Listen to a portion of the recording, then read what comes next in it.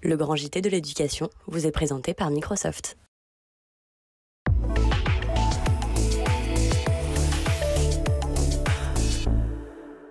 Bonjour à tous et bienvenue dans le Grand JT. Tout de suite le sommaire. L'école pour tous, c'est la volonté du gouvernement et de son comité interministériel du handicap qui a rendu ces mesures il y a quelques jours. On en parle dans la première partie de cette émission.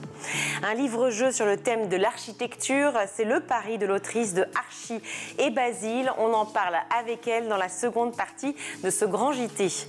Dans sa chronique vue sur les réseaux, Guillaume Buan reviendra sur ce blocage de TikTok en Nouvelle-Calédonie. Mais tout de suite, on fait un point sur l'actu du jour avec Guillaume.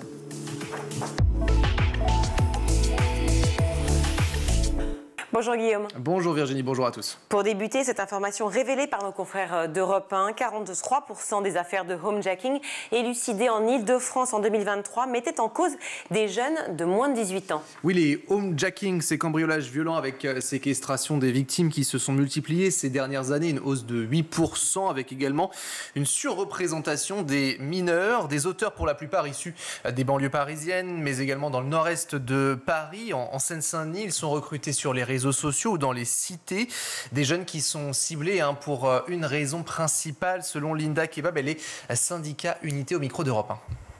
Les réseaux criminels ont conscience que les mineurs ne risquent pas grand-chose en matière de justice. Toutes les peines sont divisées par deux. On a des structures d'accompagnement pour les mineurs qui sont débordées. Donc en réalité, les suites judiciaires sont extrêmement faibles.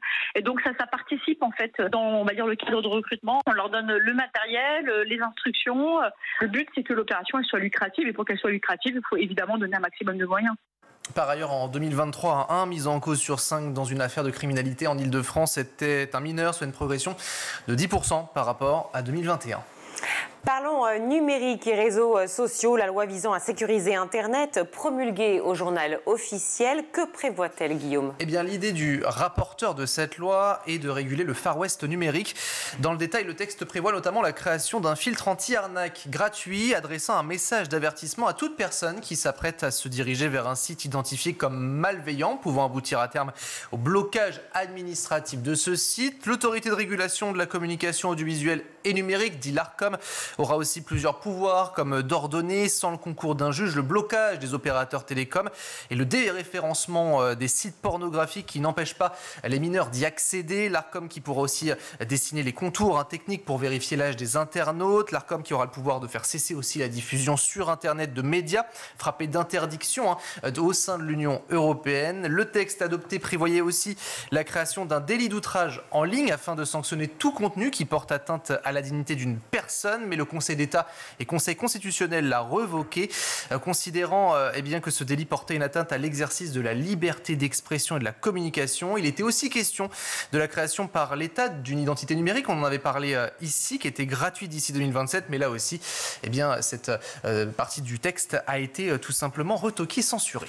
Dans la Drôme, un professeur remplaçant d'un lycée privé catholique fait l'objet d'une enquête préliminaire pour tentative de corruption sur mineurs. Selon le procureur de la République de Valence, l'enseignant aurait tout simplement fait la proposition à ses élèves de poser nus contre la guerre en Palestine et de poster cette photo sur les réseaux sociaux. À la suite de plaintes de parents, le prof a été mis à pied tandis que la direction de l'établissement a saisi le parquet. Contacté par nos confrères de Libération, cet homme âgé de 45 ans s'est présenté comme un fervent catholique, comédien et pacifiste. Il ne nie pas les faits, il déclare avoir proposé une action de solidarité avec la Palestine après avoir refusé la proposition d'un lycéen qui souhaitait que tous les élèves s'embrassent.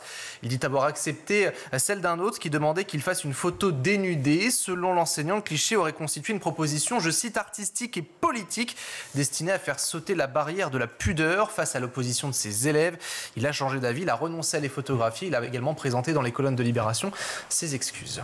En déplacement dans le Loiret, Nicole Belloubet a lancé la 7e édition de l'opération Un livre pour les vacances. Depuis 2018, cette opération, elle est en place. C'est une opération emblématique qui est née d'une collaboration avec le Grand Palais, réunion des musées nationaux. Elle est organisée dans toutes les académies pour renforcer le goût et la pratique de la lecture chez les jeunes et permettre aux écoliers de CM2 de recevoir aussi une œuvre de la littérature française qui va les accompagner durant l'été. Cette année, c'est la nature qui est à l'honneur avec le livre « L'homme qui plantait des arbres » de Jean Giono. Objectif, sensibiliser les élèves à la protection de la nature, aux enjeux écologiques, à l'illustration. Pierre-Emmanuel Lié qui conduit les jeunes lecteurs du désert à la luxuriance du vivant et la nature.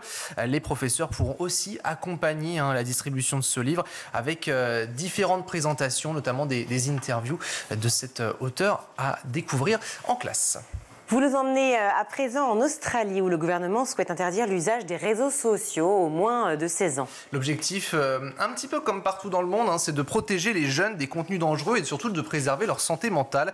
Le gouvernement australien qui souhaite que cette inscription sur les différentes plateformes, on pense à TikTok, à Instagram, à Snapchat, soit donc interdite aux moins de 16 ans. Pour l'instant, l'âge légal pour y avoir accès est de 13 ans. Rappelons qu'en France, la majorité numérique a été votée il y a peu, à 15 ans. Le Premier ministre australien qui souhaite avec cette mesure que les adolescents aient plus de temps pour grandir sans être soumis aux pressions sociales. Ce que nous voulons, c'est que nos plus jeunes Australiens passent plus de temps à l'extérieur, à faire du sport, voire à s'engager d'une manière ou d'une autre, et donc moins de temps en ligne.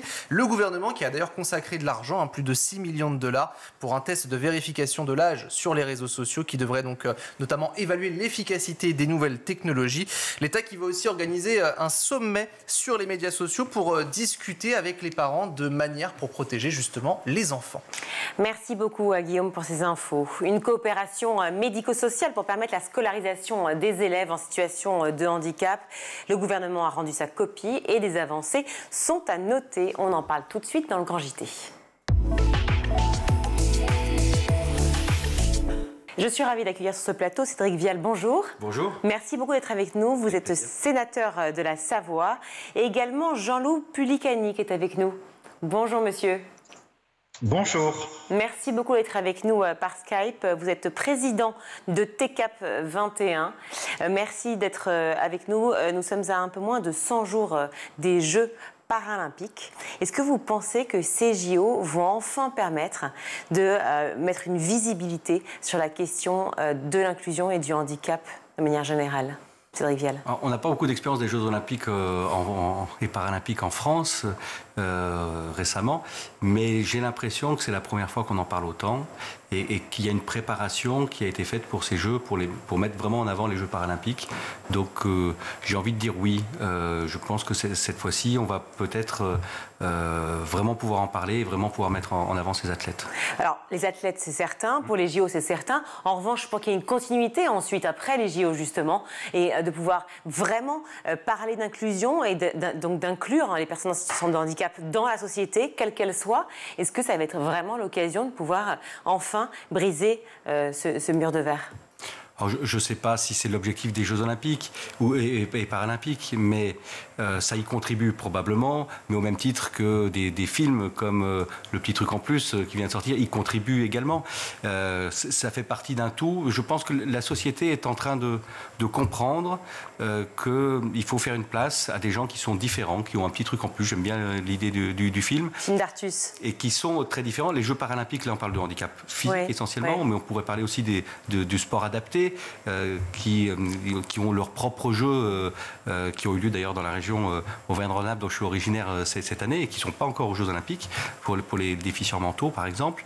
Mais oui, ça y contribue. Je pense que la société, elle évolue plutôt dans le bon sens, même si on en parlera probablement tout à l'heure, il y a encore des choses à régler. Des choses à régler, ça c'est certain. Jean-Loup Pulicani, des choses à régler, évidemment, j'imagine que vous le ressentez aussi. On parle juste du regard. Est-ce que vous avez l'impression que le regard change, a évolué au cours de cette dernière décennie sur le handicap ?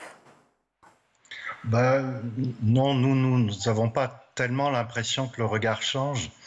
Parce que quand on interroge notamment les adultes avec trisomie en France, on s'aperçoit que quand on leur pose la question « Qu'est-ce qui est le plus difficile à vivre pour vous ?», ils nous répondent systématiquement « C'est le regard des autres ». Donc le regard des personnes aujourd'hui reste interrogatif et en fait le problème c'est qu'il y a peu d'inclusion encore aujourd'hui des personnes avec troubles du développement intellectuel. Du coup les personnes n'ont pas l'habitude de rencontrer celles-ci et bon, sont toujours surprises, étonnées et ont un regard pas toujours bienveillant à ce jour. Pourtant, effectivement, on parlait du film donc de d'Artus, c'est un petit truc en plus. On a aussi les rencontres du Papotin qui ont très bien marché, qui est une émission aussi sur la télévision. On parle évidemment des Jeux paralympiques aujourd'hui et de beaucoup de mesures qui ont été prises en fonction des différents gouvernements. Manque d'adaptation, formation des enseignants, revalorisation des AESH. Beaucoup de problèmes persistent, subsistent. Le Premier ministre, Gabriel Attal, entend améliorer l'accompagnement des élèves en situation de handicap par le biais de plusieurs leviers et j'aimerais donc pouvoir en parler avec vous. Le premier de ces leviers, les pôles d'appui à la scolarité qui vont être mis en place dans 4 départements. En quoi consiste-t-il, Cédric Vial ? Alors, je ne peux pas encore vous répondre, puisque tout ce que je sais, c'est ce que le gouvernement voulait mettre en place l'année dernière. Et là, ils ont fait des annonces. Ce qu'on sait, c'est que ça ne peut pas être la même chose que l'année dernière, puisque l'année dernière, on a rejeté cette solution au niveau du Parlement, et qu'il aura probablement besoin d'une loi qui est annoncée après la mise en place qu'il a annoncée. Donc c'est quelque chose d'un peu flou. Je suis désolé, c'est un peu technique. C'est quelque chose d'un peu flou. Il y a eu des annonces qui me semblent un peu prématurées, sans forcément contenu dans ces passes. Alors, 4 départements, effectivement, dans lesquels, effectivement, on va voir ces pôles d'appui à la scolarité. A priori, on a un binôme, prof référent et éducateur spécialisé, qui donc sont censés s'affranchir des notifications des MDPH. Ça veut dire quoi? Parce que vous m'avez dit juste avant que vous aviez refusé, justement, l'année dernière. Pourquoi? Quelle raison? Oui, mais parce que le gouvernement a voulu passer en force sur une modification dans le projet de loi de finances, où ils ont voulu, en fait, réformer l'école inclusive et certains principes qui nous semblent essentiels par un amendement au projet de loi de finances. Donc ça, on l'a refusé l'année dernière au niveau du Sénat. Le Conseil constitutionnel, d'ailleurs, a validé notre position malgré la tentative de passage en force par le 49.3 du gouvernement sur ce point, notamment. Mais pourquoi précisément vous l'avez refusé? Qu'est-ce qui faisait défaut? Parce qu'il y a ce qu'on appelle la séparation aujourd'hui du prescripteur et de celui qui applique. Aujourd'hui, c'est les MDPH, donc c'est le système médico-social qui décide du besoin d'accompagnement des enfants. Donc, vous savez, on parle de mesures de compensation humaine. Donc, c'est en gros les AESH, des accompagnateurs d'enfants en situation de handicap. C'est la MDPH qui, en fonction d'un dossier qui concerne l'enfant, décide si, oui ou non, il y a un besoin d'accompagnement. Et ensuite, l'Éducation nationale met en place. Ce qui nous gêne dans la proposition du gouvernement en l'état, c'est qu'il transfère finalement cette responsabilité de la MDPH à l'Éducation nationale. Donc au travers des fameux passes, donc les fameux pôles d'appui à la scolarité. Dans lequel il y a une idée sous-jacente qui est intéressante, de dire qu'on va travailler sur le fonds accompagner les familles, c'est très bien. Mais derrière, ça veut dire que c'est l'Éducation nationale qui décide du besoin et qui le met en œuvre.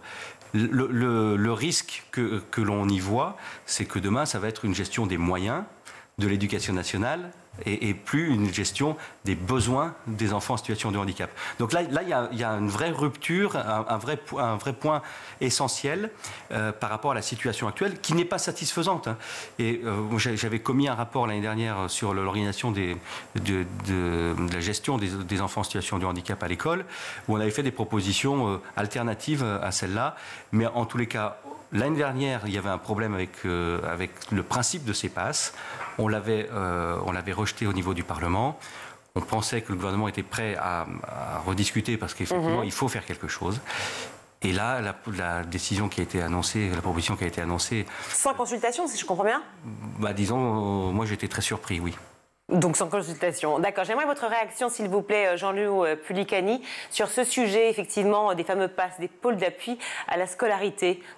Qu'en dites-vous? Alors, moi, je suis d'accord également sur cette position de séparation du prescripteur et de celui qui réalise. Donc là, aujourd'hui, effectivement, on proposerait de donner tout à l'Éducation nationale, le fait de prescrire et le fait de faire. Et également, alors, ce qui serait bien, c'est effectivement de faire un duo éducateurs spécialisés et enseignants, mais est-ce que c'est vraiment la solution, sachant que dans un certain nombre de pays, notamment comme en Italie, quand il y a des enfants dans une classe avec handicap mental Par exemple, au lieu de mettre une AESH, donc une personne non formée ou très très peu formée, on met un enseignant spécialisé. Donc un enseignant qui en plus a étudié le handicap et quel dispositif à adopter pour ces personnes-là au niveau éducation.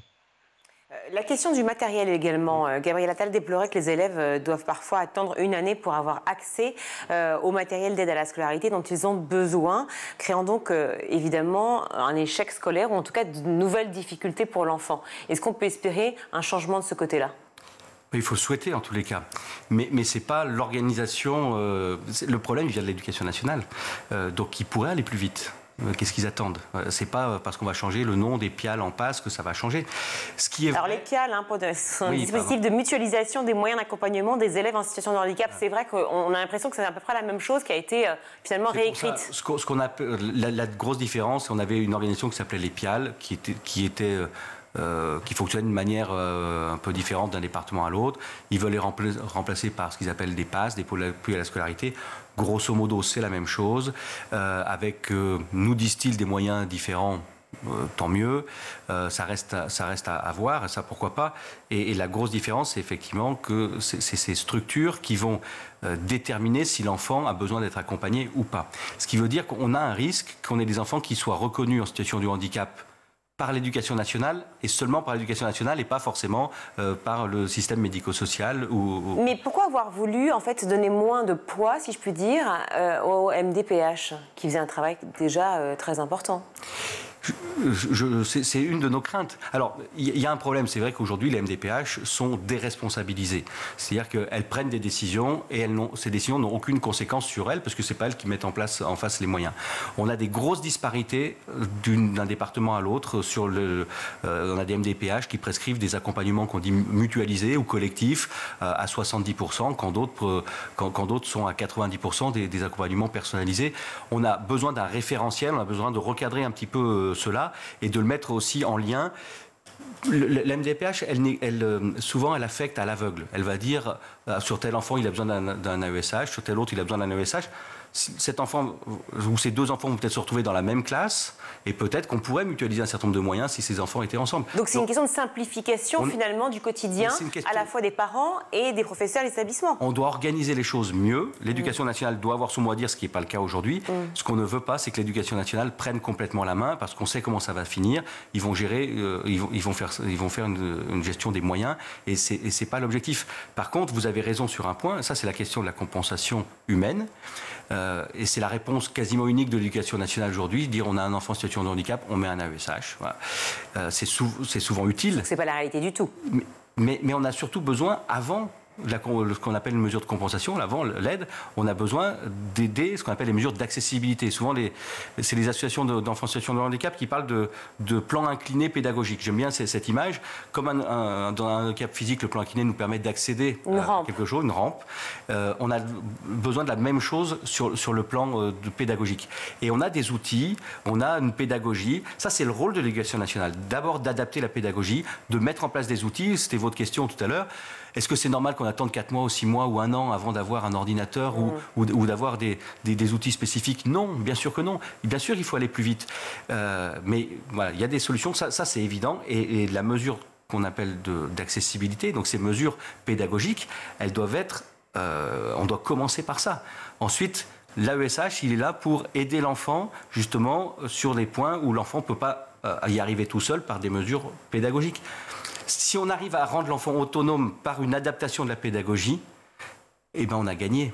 Si on n'y arrive pas, on a l'autre solution, c'est de mettre un AESH pour l'accompagner. Alors parlons-en des AESH, parce qu'effectivement c'est un énorme sujet dans le sujet de l'inclusion. On a fait beaucoup d'émissions ici sur le sort, si je puis dire, des AESH, en tout cas les problématiques qu'elles rencontrent. Et je dis elles parce que ce sont souvent des femmes. 90%. 130 000 AESH pour plus de 400 000 enfants, je crois, en situation de handicap en France. Donc on voit bien qu'il y a un vrai problème de nombre, de chiffres.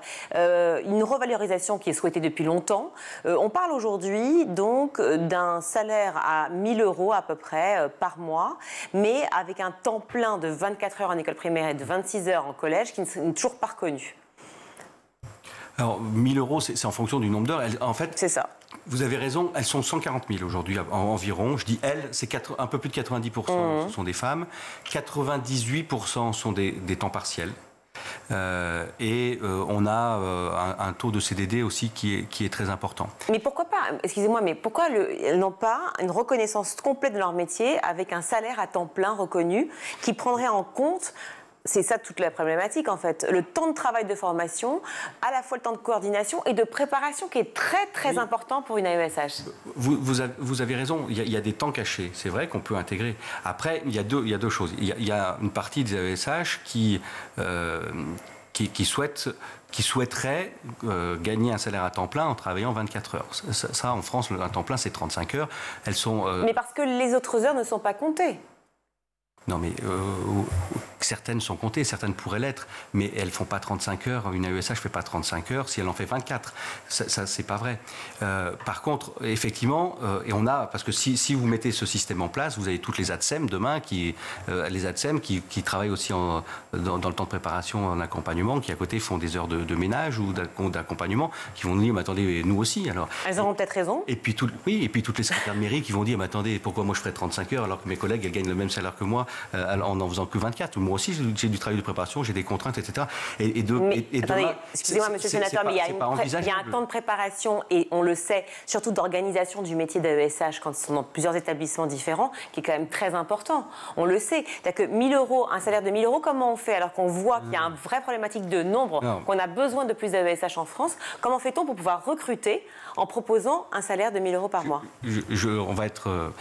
Je vous en prie, expliquez-moi parce que je n'arrive pas à comprendre. Oui, il faut qu'on arrive à faire du métier d'AESH un véritable métier. Ce n'est pas le cas aujourd'hui. On n'a pas tiré les leçons d'une période où c'était des emplois aidés à la massification finalement de l'accompagnement des enfants en situation de handicap qui est en train de se mettre en place.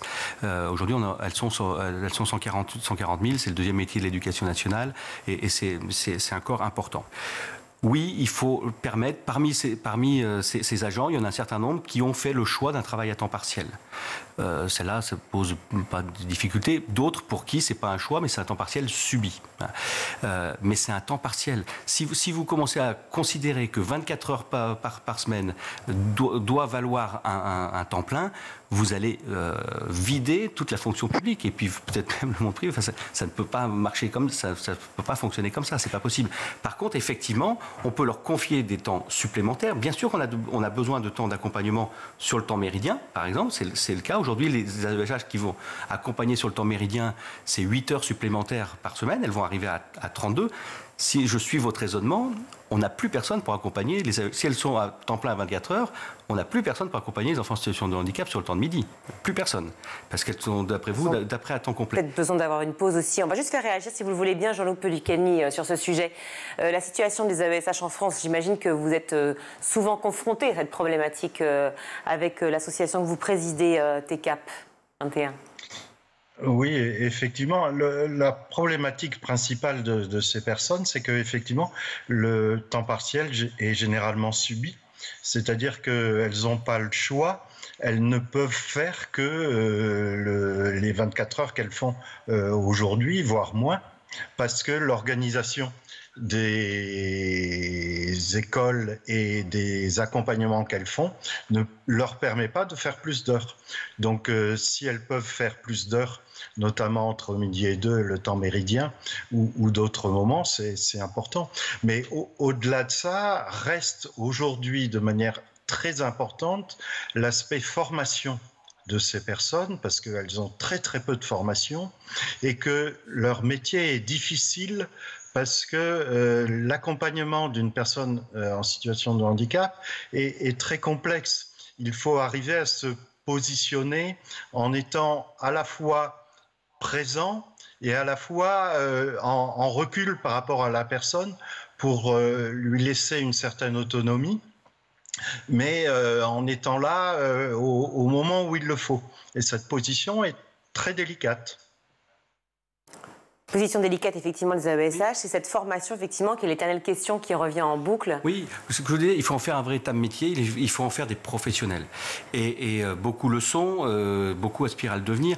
Aujourd'hui, il n'y a pas de formation d'AESH. On les recrute à niveau bac, ou CAP petite enfance, mais il n'y a pas de formation. Ce qu'on appelle la formation dans l'éducation nationale, c'est 60 heures dans l'année. Une fois qu'elles sont recrutées. C'est-à-dire qu'on les met tout de suite devant l'élève sans aucune formation, et c'est 60 heures en général au bout de 6 mois, et on a beaucoup de témoignages qui montrent qu'elles ne sont même pas mises en œuvre. Parce que ces 60 heures, souvent, elles ne peuvent plus s'occuper de l'enfant pendant qu'elles font ces formations. Donc nous, ce qu'on demande, c'est qu'il y ait une formation initiale avant la prise de poste, au moins sur des questions de posture, de comportement, d'appréhension de l'élève. Et ensuite, bien sûr, qu'il y ait une formation à la prise de poste. Ces 60 heures doivent être intégrés dans le contrat de travail, mais c'est 60 heures. Ça prend 1 heure par semaine en moyenne. Il faut bien sûr renforcer la première année. Bien sûr, il faut renforcer ensuite la formation continue, évidemment. Il y a des mesures d'accompagnement, vous l'avez dit. Aujourd'hui, il y a déjà une prise en charge de la coordination. C'est-à-dire qu'il y a 36 semaines de temps scolaire. Elles sont payées pendant 42 semaines. Parce qu'on prend pendant 6 semaines, elles sont payées sur des temps qu'elles n'effectuent pas, qui contribuent finalement aussi à ce que vous appeliez des temps de préparation ou de coordination. Ce qu'on demande, c'est que ces temps-là soient pris en charge, les temps de formation soient pris en charge, des temps de coordination puissent être organisés. Nous, on demande à ce qu'il y ait des référents AESH, notamment des AESH plus expérimentés qui puissent en accompagner d'autres, etc. Et en les faisant monter aussi en compétences. Oui, il y a des choses à faire. On a aussi besoin sur du temps périscolaire, on peut avoir besoin sur des temps d'animation, on a besoin sur des temps... je pense qu'il y a des solutions. Le chantier n'a pas été ouvert pour l'instant par le gouvernement parce qu'il est, à mon avis, trop sensible pour eux. Mais je pense qu'il y a 2 solutions simplistes qu'il faut abandonner. On n'a plus de temps. Alors allez-y, je t'en prie. 2 solutions simplistes, c'est de considérer que 24 heures, c'est un temps plein, parce que ça, je pense que c'est pas possible. Et la deuxième solution, c'est de considérer que on va leur faire 35 heures dans l'établissement sur des temps pleins ou en les fusionnant avec des missions d'animation comme ça avait été évoqué à un moment donné. Ça, c'est une autre fausse bonne idée. Merci beaucoup Cédric Vial d'être venu sur le plateau. Vous êtes sénateur de la Savoie et merci beaucoup Jean-Loup Policani d'avoir participé à cet échange sur le Grand JT avec monsieur le sénateur. Vous êtes, je le rappelle, président de TCAP 21. Merci beaucoup. Merci d'avoir été avec nous sur le Grand JT. Merci. On marque une courte pause, on se retrouve.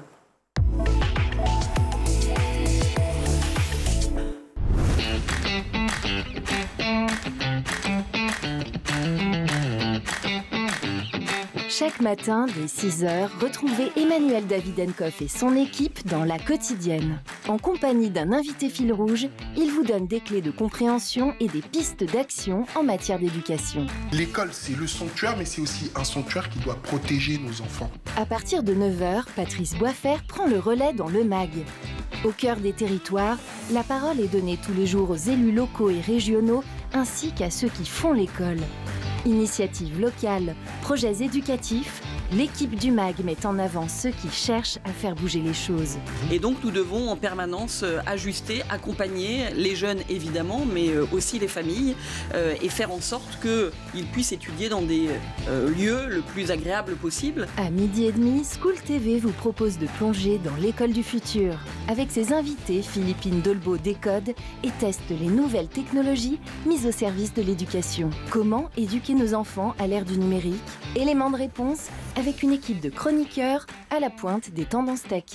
Nous, notre point, c'est de dire qu'avec l'expansion du numérique et la prépondérance des écrans, il est normal de donner à la littérature les moyens de se battre à l'heure du numérique. Tous les soirs à 20h30, dans le Grand JT de l'éducation, Virginie Guillaume fait le point sur l'actualité du jour. Politiques et acteurs de l'éducation se questionnent sur l'avenir de nos enfants à l'école. Je me suis rendu compte que beaucoup d'enseignants aujourd'hui en France se retrouvent à utiliser leur propre téléphone portable, leur propre ordinateur pour faire des contenus ou pour dialoguer avec leurs élèves. C'est indigne. Chaque semaine, Malika Ménard reçoit une personnalité qui raconte ses souvenirs d'écolier et dévoile sa vision de l'école d'aujourd'hui et de demain. L'école de demain, ça doit être d'offrir 1 milliard de possibilités à tout le monde avec le même niveau de satisfaction et qu'il n'y ait pas les bons, les mauvais.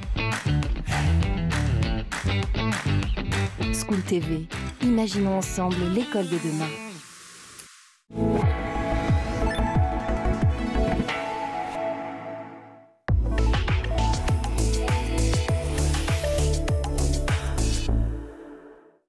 De retour dans le Grand JT de l'éducation, je suis ravie d'accueillir Sophie Bordet-Pétillon. Bonjour. Bonjour. Merci d'être avec nous. Vous êtes l'autrice de Archie et Basile, plusieurs exemplaires ici que l'on voit apparaître aux éditions du patrimoine proposées par le Centre des Monuments Nationaux. On peut les retrouver partout, ces livres. Archie et Basile, celui-ci, Demain quand je serai architecte. Qu'est-ce qui vous a inspiré lors de cette idée, ce projet ? Alors, c'est une commande des éditions du patrimoine à l'origine. Et en fait, la seule chose qu'on m'a demandé, c'est d'inciter les enfants à lever les yeux, à regarder comment est fait leur maison, leur cage d'escalier, leur école. Vraiment inciter à regarder l'architecture du quotidien. Donc, je suis partie de cette petite phrase pour imaginer une collection à hauteur d'enfant, donc pour faire découvrir l'architecture et le métier d'architecte de manière simple, ludique, créative. L'idée étant de se mettre dans la peau d'un architecte et d'inciter l'enfant à lui-même essayer d'imaginer des bâtiments, des maisons, des écoles, etc., etc. Oui, réfléchir à sa maison, finalement, c'est réfléchir à son projet de vie aussi, mais à ses propres engagements. Une façon de pouvoir peut-être questionner la notion d'engagement aussi chez les jeunes. Tout à fait, c'est l'objectif du dernier tome là, qui vient de sortir. Donc demain, quand je serai architecte, on a à chaque fois dans cette collection, on a Basile, qui est un petit garçon qui a 9 ans, qui est très curieux avec son chat Archibald, qui se faufile un peu partout. C'est un prétexte pour aborder l'architecture. Et donc dans ce 4e et dernier tome de la série, on aborde vraiment l'architecture de demain avec les questions qu'on peut se poser. D'ailleurs, Basile demande à une architecte qu'il connaît, mais comment sera ma maison plus tard?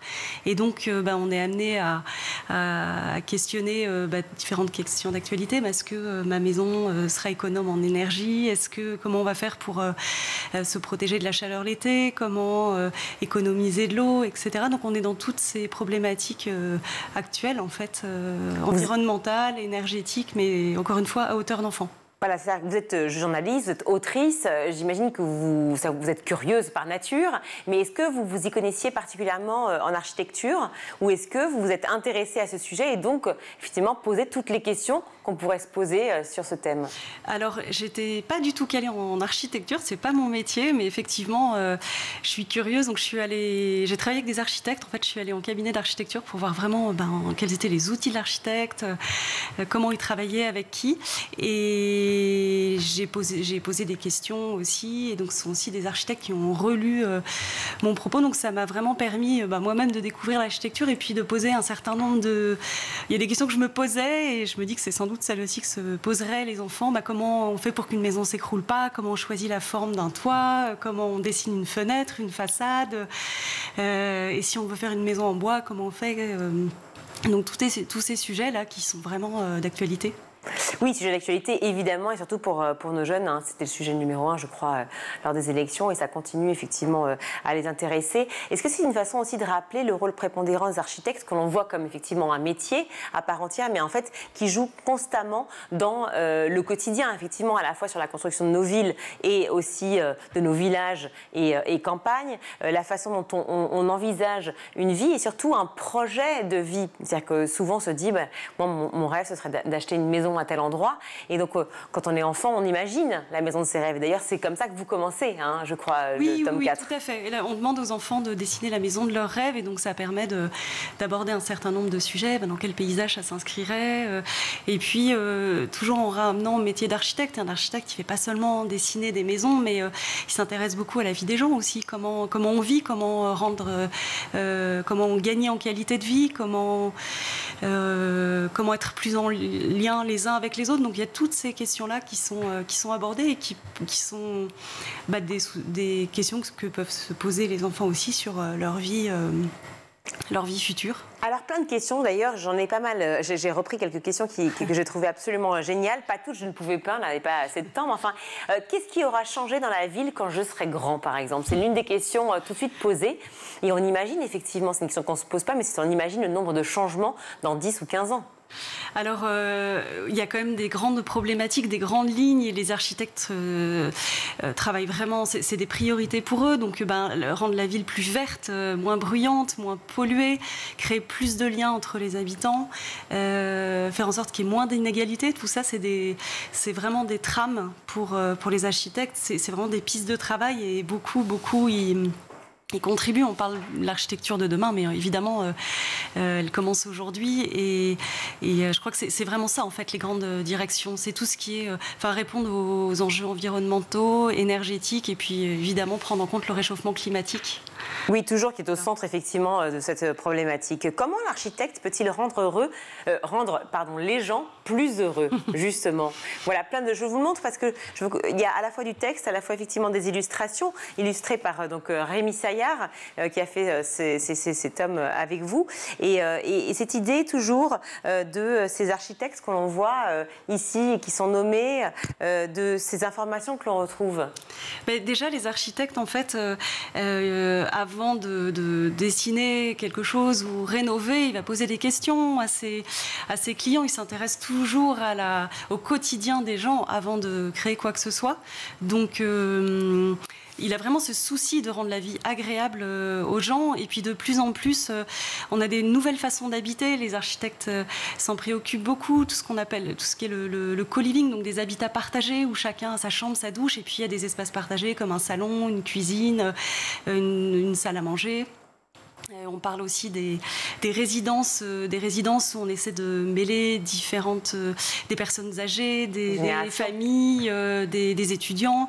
Donc vraiment toutes ces nouvelles façons d'habiter, c'est une façon de rendre la vie plus agréable. Et ça, les architectes travaillent beaucoup là-dessus. Et c'est une des grandes lignes de l'architecture d'aujourd'hui et de demain, bien sûr. On peut croire à la fameuse ville du quart d'heure, où tout est accessible en un quart d'heure, à la fois son bureau, les commerces, son logement.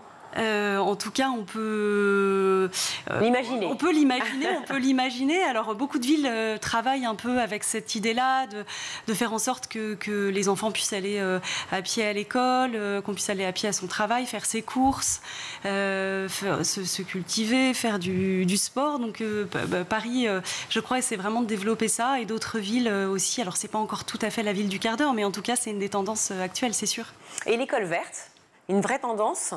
Alors l'école verte, oui, il y a une vraie tendance. Il y a des tas d'exemples là d'écoles, de collèges qui ouvrent d'écoles avec ce souci d'utiliser des matériaux biosourcés, des matériaux respectueux de l'environnement, avec toujours cette idée de faire en sorte que l'école soit ouverte sur les villes, les villages, prévoir par exemple des lieux où les habitants du quartier peuvent se réunir le week-end, ou des îlots de fraîcheur qui permettent aussi aux habitants d'un quartier de se rendre dans l'école les week-ends quand il fait trop chaud. Il y a des tas de projets vraiment passionnants autour des écoles, et les enfants sont eux-mêmes associés à tout ce qui peut se faire dans les écoles. Ils peuvent être éco-délégués. Je crois que c'est au niveau du collège, et imaginer plein de choses pour leur école. Et ça, on en parle aussi. Voilà. Avec des choix de matériaux particuliers aussi pour les écoles. Bien sûr, il y a des écoles en terre, des écoles en bois. Il y a même à Paris une école des 3 petits cochons qui est faite en terre, en paille et en bois. On la cite parmi nos exemples. Et il y a beaucoup d'exemples très intéressants d'écoles vraiment tournées vers demain. Et qu'est-ce que ça apporte aux enfants aussi d'étudier à travers effectivement ces livres qui sont des livres-jeux aussi, hein. Il y a plein de moments où on doit dessiner soi-même. Par exemple, tu embellis ta ville ici, et donc tu as une sorte de maquette où tu vas décider de changer pas mal de choses, apporter bien entendu du vert, mais aussi des espaces. Quand on voit les dessins des enfants, quand ils dessinent leur ville, on voit bien qu'on est quand même assez étouffé par les bâtiments. Et donc on cherche à avoir du vert, on cherche à être dans l'élargissement. Oui, tout à fait. On a vraiment voulu jouer là-dessus. Alors, j'ai vraiment imaginé la collection un peu comme des carnets d'architectes. D'ailleurs, c'est pas du papier glacé, c'est du papier un peu brut, un peu cahier Moleskine. Et l'idée, c'est vraiment que l'enfant se mette à dessiner comme un architecte, fasse des façades, imagine des façades, dessine les toits de maisons, dessine sa ville en mieux. On a vraiment fait en sorte qu'il puisse un peu rentrer dans la peau d'un architecte. Et ouais, c'est derrière, voilà, l'illustrateur s'est beaucoup amusé pour accompagner les enfants là-dedans. Voilà, toutes les questions qu'on se pose. Moi, je me disais, mais le béton, finalement, est-ce que c'est bien, c'est pas bien, quel matériau choisir, etc. Ce sont des questions que l'on retrouve. Pourquoi creuse-t-on le sol avant de construire un bâtiment? Enfin bref, plein de choses qui sont intéressantes. Est-ce que les matériaux qui sont utilisés sont tous recyclables? Ou plein de questions que l'on retrouve au travers de ces tomes qui sont vraiment très bien écrits, bien sûr, et illustrés également. Drôles, sympathiques, informatifs, culturels. Enfin bref, il y a tout. Voilà. Archie et Basile. Demain, quand je serai architecte, chantier en cours, encore promenade en ville ou permis de construire. Vous retrouvez tous ces livres chez, je me perds, aux éditions du patrimoine. Pardon. Tout à fait. Voilà. Et dans toutes les librairies. Et dans toutes les librairies. Merci mille fois d'être venue sur le Grand JT, Sophie Bordet-Pétillon. Merci. Merci à vous. Merci. On va tout de suite retrouver Guillaume Blanc pour sa chronique.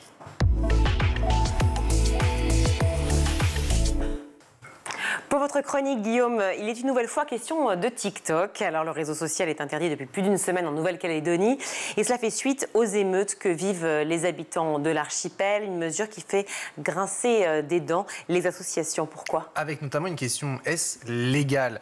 La Quadrature du Net, le mouvement des jeunes Kanaks en France ou encore des Néo-Calédoniens et la Ligue des droits de l'homme ont saisi le Conseil d'État en référé liberté. C'est utilisé en cas d'urgence si une décision administrative porte une atteinte grave et manifestement illégale à une liberté fondamentale. Alors que reproche-t-on au gouvernement? Eh bien, pour tout comprendre, j'ai pu échanger avec Nathalie Théiot. C'est la nouvelle présidente de la Ligue des droits de l'homme. Pour la petite histoire d'ailleurs, elle a pris ses fonctions lundi, elle est avocate et pur hasard, elle a grandi en Nouvelle-Calédonie. D'ailleurs, sa famille y vit encore. Elle m'a raconté d'ailleurs ce qui se passait sur place. Et justement, sur ce sujet de TikTok, que demandez-vous, Nathalie Théiot? Est-ce que la mesure est adaptée, nécessaire et proportionnée par rapport à ces circonstances exceptionnelles? Et nous, ce que nous disons en plus, c'est lorsqu'il y a la possibilité d'utiliser cette mesure de suspension d'un réseau social dans le cadre de la loi d'état d'urgence, que le juge dise on ne peut pas superposer le régime des circonstances exceptionnelles à un régime qui est déjà d'exception. Et on ne peut pas rajouter de l'exceptionnel à l'exceptionnel. Concrètement, la loi relative à l'état d'urgence ne permet le blocage d'un site ou d'un réseau qu'en cas de provocation à la commission d'actes de terrorisme ou en faisant l'apologie. Et dans cette situation, le gouvernement s'est donc fondé sur la théorie des circonstances exceptionnelles, c'est-à-dire c'est une jurisprudence qui permet au gouvernement de s'affranchir de ce droit, donc de mettre l'état d'urgence et en parallèle de bloquer les réseaux sociaux. Donc pour les associations, il s'agit là d'une mesure attentatoire aux libertés d'information et d'expression. La moitié de la population en Nouvelle-Calédonie a moins de 30 ans. C'est un pays jeune. Donc ça signifie que ce sont les jeunes qui utilisent TikTok et c'est par TikTok qu'ils ont une fenêtre ouverte sur le monde et qu'ils ont la possibilité de s'informer. Les jeunes utilisent énormément TikTok et c'est une façon aussi de rester en connexion avec la presse nationale. Alors, réunion mardi au Conseil d'État en présence des associations et du gouvernement. Qu'est-ce qui en est ressorti? Eh bien, on a d'un côté le gouvernement, de la voix d'Aurélie Bretonneau, adjointe à la secrétaire générale du gouvernement. Elle justifie cette décision par le fait que TikTok soit massivement employé par les fauteurs de troubles et donc les émeutiers sur place et que son algorithme facilite la diffusion des vidéos virales. Nathalie Théiot était justement présente à cette réunion. La représentante du gouvernement a dit que, regardez, maintenant, on a pris cette mesure et maintenant, c'est plus calme. Alors, je trouve extraordinaire d'avoir amené autant de policiers, de gendarmes et même l'armée et de dire que finalement, ils ne servent à rien. Il suffisait de bloquer TikTok. Alors, dans ce cas-là, formidable, hein. C'est quand même extraordinaire si cette mesure-là, même avec les VPN, etc., cette mesure-là est tellement efficace que c'est ça qui fait baisser les... Il faut être sérieux. Et donc, à la suite de cette réunion, le Conseil d'État a accordé un délai supplémentaire au gouvernement, 24 heures en plus, pour apporter des preuves, pour un petit peu savoir ce qui a motivé justement l'interdiction de TikTok, apporter ses preuves justement. Et Nathalie Théiot avait ses preuves sous les yeux, écoutez. Image d'une rue avec un bâtiment en flammes sans précision de localisation. Image d'une station-service sans précision de localisation. Vidéo montrant un véhicule avec un drapeau. Enfin, c'est ridicule en réalité. Et ça ne provient que de 10 comptes. En fait, il suffisait de bloquer ces comptes. TikTok le fait. Il n'est pas démontré qu'il y ait un lien entre l'utilisation de TikTok et les incendies qui ont lieu. C'est vrai que la question qu'on pourrait se poser également, c'est l'efficacité de la mesure, en fait. Il y a un bilan qui est fait ? Je pense que la réponse de Nathalie Théiot à ce sujet est extrêmement claire. Écoutez. En plus, mesure totalement inefficace, parce que du coup, il y a eu un pic d'utilisation de VPN et de ce fait, les jeunes ont retrouvé l'usage de TikTok, mais cette fois-ci avec VPN. C'est totalement inefficace si on voulait qu'ils n'utilisent plus de TikTok. Ça n'a aucun sens en réalité. Et ça prouve aussi que ce n'est pas absolument nécessaire en ce cas. Le VPN, pour ceux qui ne le connaissent pas, c'est le Virtual Private Network. Ces réseaux, facilement téléchargeables sur les téléphones, permettent tout simplement de prendre une adresse IP basée dans un autre pays, par exemple l'Australie et Singapour, pour prendre l'exemple de la Nouvelle-Calédonie. Et ainsi, vu que c'est pas interdit là-bas TikTok, on peut tout simplement regarder à nouveau ces réseaux sociaux. Donc forcément, ça pose la question aussi, la notion de l'ingérence et de la désinformation qui s'est rajoutée au débat. Oui, puisque des pays étrangers qui cherchaient à attiser des tensions, selon le gouvernement, il y avait notamment la Chine, il y a aussi eu l'Azerbaïdjan. Sur des images, nous avons pu voir des drapeaux de l'Azerbaïdjan. C'est anecdotique, justement, pour Nathalie Théiot. Ça arrange, en fait, le gouvernement français, actuellement, de pointer le fait qu'il y a des drapeaux d'Azerbaïdjan qui ont été effectivement brandis dans des manifestations. C'est un épiphénomène. L'Azerbaïdjan a zéro force pour faire quoi que ce soit en Nouvelle-Calédonie. Et alors, le problème, c'est qu'il y a effectivement certains qui, en Calédonie, vont chercher des soutiens là où ils peuvent. C'est totalement anecdotique. Ils vont rien faire en Nouvelle-Calédonie. Et mardi, d'ailleurs, il y a eu une cyberattaque qui était inédite, c'est la première fois. C'est la Russie, tout simplement, qui a attaqué la Nouvelle-Calédonie. Des millions d'emails avaient été envoyés de manière simultanée, ce qui a rendu le réseau tout simplement saturé. Ça proviendrait de Russie. C'est arrivé juste avant qu'Emmanuel Macron se déplace sur le territoire. Emmanuel Macron qui est resté quelques heures, qui a tenté de trouver le dialogue, mais c'était très compliqué. Affaire à suivre, bien sûr. Oui, vous avez raison de rester au conditionnel, justement, sur l'affaire russe. Merci mille fois. On va retrouver tout de suite Malika Ménard dans Souvenirs d'écolier et cette semaine, son invitée est Charlotte Gassiot. Donc, on l'a dit, il y a un moment où il faut se lancer. Tu as pris des cours, tu as écouté tes parents, et puis tu deviens une jeune comédienne novice à Paris, et tu veux travailler. Est-ce que là, on revient à ta maman, c'est un avantage ou un désavantage? Est-ce que là, elle va te faire rencontrer les bonnes personnes, tu penses? Il y a un peu des deux, c'est-à-dire que l'avantage, il est dans le sens où peut-être on s'intéressera à moi, on me reçoit plus facilement. Après, l'inconvénient, c'est que si ça ne plaît pas derrière, il faut prouver peut-être un peu plus. Et donc, effectivement, je pense que le premier directeur de casting qui est venu me voir en concert, il est venu parce que, tiens, la fille d'eux, elle chante.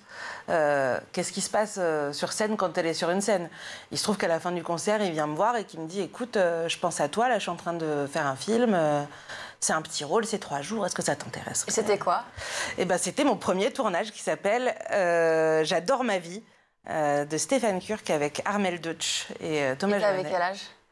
Et j'avais 24 ans, 24, 25, quoi. Et Sam, ça arrive à quel moment dans ta vie? Et Sam, ça arrive, on tourne la première saison en 2015. Et cette année-là, je fais ma première pièce de théâtre qui s'appelait Énorme, qu'on fait au Festival d'Avignon et au Petit Théâtre de Paris, à la salle Réjeanne. Et en même temps, casting de Sam. Et moi, je vis ma meilleure vie. Je suis en tournage la journée, je suis au théâtre le soir. J'étais... 8 saisons. Ouais, 8 saisons. On arrive toujours autant à adorer... ouais. 8 saisons, parce que c'est une famille, carrément. Ouais, c'est ça. C'est ça qui est super, en fait, c'est de retrouver la famille. Là, j'ai très, très hâte de les retrouver. Il y a aussi ton gros rôle dans Demain nous appartient. Ouais. Plus de 300 épisodes tournés. Ah ouais, déjà. Oui, c'est ça. Moi, ça va faire 3 ans que je suis sur Demain nous appartient, donc ouais, c'est 300 épisodes. C'est un délire. C'est comment l'ambiance sur les tournages? L'ambiance, c'est un peu la colo. Parce qu'il faut quitter ta famille, c'est tourné dans le sud de la France, à Sède. C'est pas trop difficile? C'est ça le plus difficile. Parce que si tes enfants ont 6 ans, c'est pas un moment où tu dois leur manquer, quoi. Ouais, bien sûr. Et puis là, en plus, ils sont à un âge où ils le verbalisent vachement plus. Oui. Donc oui, maman, je veux plus jamais que tu travailles. Alors, ça va être compliqué. C'est déjà la fin de ce numéro. On se retrouve demain, toujours en compagnie de Charlotte Gassiot, pour la suite de Souvenirs d'écolier. Merci Malika et à demain. Tout de suite, c'est le meilleur de School TV avec le Zap.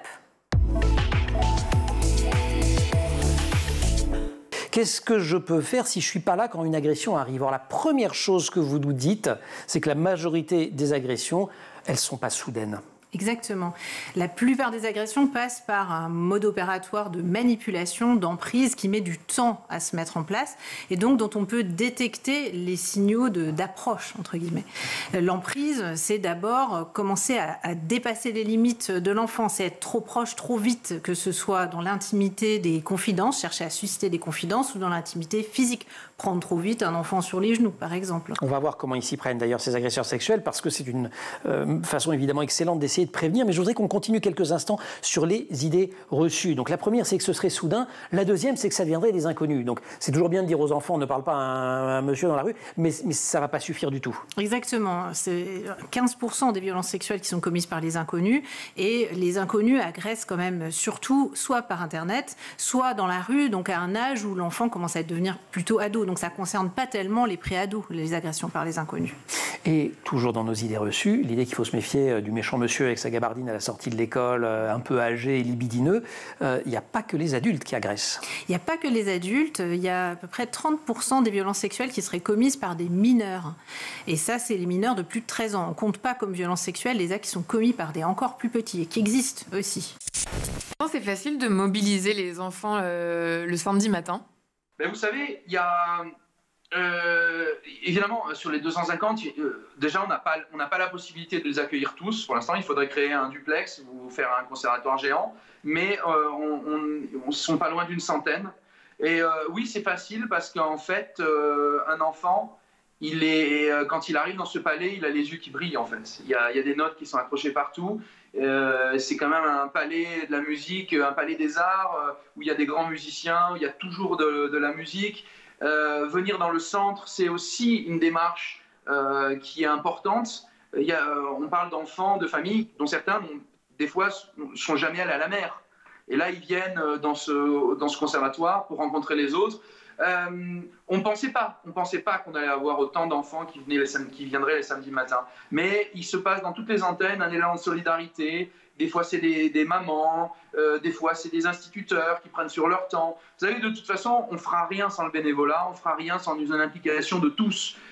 Donc, il faut que tout le monde se mobilise pour nos enfants, pour cette transmission, pour ce futur. Et ça fonctionne. Et ça fonctionne plutôt bien. L'année dernière, l'agence Erasmus+ France Éducation Formation a financé plus de 135 000 bourses de mobilité dans l'Hexagone. Et parmi eux, il y a évidemment beaucoup d'étudiants, mais aussi des collégiens, des apprentis, des professeurs et même des adultes apprenants. Car en fait, ce petit plus à la fin d'Erasmus, il n'est pas là par hasard. Il a tout changé. Donc, il est apparu en 2014, puisque le programme Erasmus est né en 1987, donc il est relativement ancien, et à destination initialement des étudiants. Néanmoins, un certain nombre d'autres programmes, Leonardo, Grundtvig, etc., avaient vu le jour pour des publics différents, les scolaires, l'enseignement et la formation professionnelle, donc les apprentis, et les adultes. Et en 2014, il a été décidé de rassembler tous ces programmes sous un vocable commun, le plus connu, celui avec la plus forte notoriété, Erasmus+. Alors, ce qu'on connaît un peu moins aussi, c'est que certains organismes et établissements peuvent obtenir des financements pour justement des projets Erasmus+, comme des établissements scolaires, des associations ou même des collectivités territoriales. Ça, c'est un moyen d'offrir justement à davantage de bénéficiaires une possibilité de séjourner à l'étranger, par exemple, pour renforcer, entre autres, leurs compétences et leur employabilité, Nelly ? Tout à fait, puisqu'il y a dans le programme 2 actions clés. On parle en actions clés. Donc, l'action clé 1 qui est relative aux mobilités, le simple fait de partir d'un pays pour aller dans un autre, et une deuxième action clé, l'action clé 2, les partenariats, et là qui favorise les partenariats entre établissements, entre collectivités ou différentes structures, y compris des associations. Vous avez toujours eu une croissance assez forte, même très forte, depuis le début de la création de ce programme en 87. Mais est-ce que cette dernière, elle s'est vraiment accentuée après le Covid ? Alors ça s'est considérablement accentué, d'une part parce que, en fait, la Commission européenne nous a donné les moyens de le faire, c'est-à-dire qu'on était sur la précédente programmation 2014-2020 à un peu plus d'1 milliard d'euros de budget uniquement pour la France, et sur la période 2021-2027, nous sommes à 2,2 milliards d'euros. Donc c'est considérable, ce qui veut dire que comme en fait l'agence distribue des bourses, puisqu'en fait Erasmus est une bourse, plus nous avons de fonds de la Commission européenne, plus nous finançons de bourses. Et aujourd'hui, c'est près de 140 000, vous avez dit 135 000, mais c'est près de... Ça ne cesse d'augmenter entre le moment où je prépare cette émission. Exactement, exactement. Donc c'est près de 140 000, en tout cas pour l'année 2023. Donc, et nous en sommes extrêmement fiers. Et bien sûr, nous transformons tous ces fonds, tous ces financements européens que nous recevons immédiatement en bourse. C'est une zone de danger, l'école ? Oui, malheureusement. Oui, malheureusement, c'est une zone de danger. Que ce soit de la part des enseignants ou de l'équipe d'animation, mais c'est aussi une zone de danger de la part des autres élèves, à l'adolescence en particulier. On a 20% des adolescents garçons et 5% des adolescentes qui reconnaissent avoir commis des violences sexuelles dans leur relation amoureuse. C'est énorme. C'est considérable. Est-ce que l'éducation à la sexualité est satisfaisante à l'école ? Je vous pose la question, on en a déjà parlé ici. A priori, vous allez dire que non. Et pourtant, on sait que ça marche. Vous citez une étude de l'UNESCO notamment qui dit ça, c'est vraiment un levier d'action absolument formidable. Et ça, je crois que c'est très important d'avoir notion de ces études qui mettent en évidence comment le fait que l'enfant ait les bons mots va le rendre plus fort en fait, contre les violences sexuelles, va l'aider plus rapidement à détecter qu'un comportement est problématique, plus rapidement à avoir les mots pour dévoiler qu'une situation commence à déborder. Et les agresseurs, de leur côté, témoignent du fait que quand un enfant n'utilise pas les bons mots ou est mal à l'aise, c'est un signe qui va les encourager à aller plus loin. Un enfant qui est à l'aise, qui parle de façon assez claire, explicite de la sexualité, de son corps, qui dit facilement non parce qu'on lui a appris que son corps lui appartient, c'est sûr que c'est dissuasif. Quel sentiment ça leur procure de se produire en concert comme ça ? Déjà, ils sont très fiers. Ils sont très fiers. Et puis, vous savez, alors, si vous éduquez les enfants très tôt à regarder le monde par autre chose que ce qu'on leur montre habituellement, c'est-à-dire par la musique, par la culture, par le son, par l'émotion, par la peinture, ça change beaucoup de choses. Donc, ils arrivent dans un palais qui est beau, ils sont émerveillés. On a fait un concert à la préfecture. Le préfet leur a dit, vous savez, ici c'est la maison de la République, c'est chez vous, vous êtes chez vous. Et ah bon, c'est chez nous ? Ben oui, c'est chez vous ici. Donc tout ça, ça vous appartient. Et ce palais, cet établissement public, qui est le conservatoire, ça vous appartient aussi. Donc il est à vous. Donc vous êtes chez vous. Et on travaille sur ça. Donc ça leur procure de la fierté. Je pense ils sont aussi... Vous savez, il y a quelque chose de très important, c'est la vibration. Quand des fois vous écoutez une musique, vous vibrez intérieurement ou parce qu'il y a une note, il y a quelque chose, ça vous rappelle, ça évoque un souvenir, ça évoque quelque chose. Là, on est en train de créer avec ces enfants des souvenirs, on est en train de leur créer une palette d'émotions à travers du son, à travers des images, à travers des rêves, à travers vraiment un monde imaginaire qu'on leur crée. Là, cette année, on fait un spectacle. Et donc, tout ça, ça participe à les construire, je pense. Quelles sont leurs missions, quels sont leurs profils aussi à ces gens, à ces élèves qui sont choisis comme ambassadeurs par votre agence ? Alors l'idée de notre directrice de la communication, Glenda Gilmore, était au départ, il y a une année, de se dire finalement ce qui marche le mieux, c'est quand on s'adresse à ses pairs, PAIR, donc de pouvoir parler directement avec eux de son expérience, de son vécu, comme jeune apprenti, comme étudiant, etc., etc. Et donc elle a lancé cette idée d'un réseau d'ambassadeurs que j'ai trouvé absolument formidable. Nous avons eu énormément de candidatures puisque nous avons reçu plus de 900 candidatures. On ne s'attendait pas du tout à cela, donc un énorme succès. L'idée était, vous avez bénéficié du programme Erasmus, qui que vous soyez, est-ce que vous avez envie de porter l'image du programme? Est-ce que vous avez envie d'en parler autour de vous, sur des plateaux télé, dans des classes, dans des universités, lors d'événements, auprès de ministres, etc. etc. Et donc, eh bien, ça a eu un succès absolument phénoménal. Et nous en avons retenu 52, j'ai envie de dire malheureusement, parce que ça a été un crève-cœur que de faire un choix sur ces 900 candidatures. Et nous réitérons cette année, donc nous allons lancer de nouveau un appel à candidature. Donc c'est à partir du 21 mai prochain jusqu'au 17 juin. Donc allez sur le site de l'agence Erasmus. Postuler, parce que ça vaut le coup. Et puis pour certains d'entre eux, ils ont pu participer à l'hommage rendu à Jacques Delors, à l'invitation du président de la République. Et puis d'autres encore ont pu participer à des salons, le salon de l'éducation, à de grands événements, échanger avec la ministre Nicole Belloubet, échanger avec Sylvie Retailleau également. Donc c'est des missions plutôt sympas. Voilà, c'est très sympa. Et puis bien sûr, aller au plus près du terrain, expliquer ce qu'est le programme, aller dans des classes, aller dans des universités. Merci à vous de nous avoir suivis sur cette édition. C'est la fin de ce grand JT. La réalisation aujourd'hui, c'est Alice Pitavi. Au son, c'est Héloïse Merlin. Le maquillage, Laure Audemont, Emma Ferré et Laura Girard à la rédaction. Merci beaucoup, Guillaume. Il n'y a pas de quoi. À très vite. Et oui, à évidemment. Merci à toute l'équipe et on se retrouve évidemment demain. Ciao.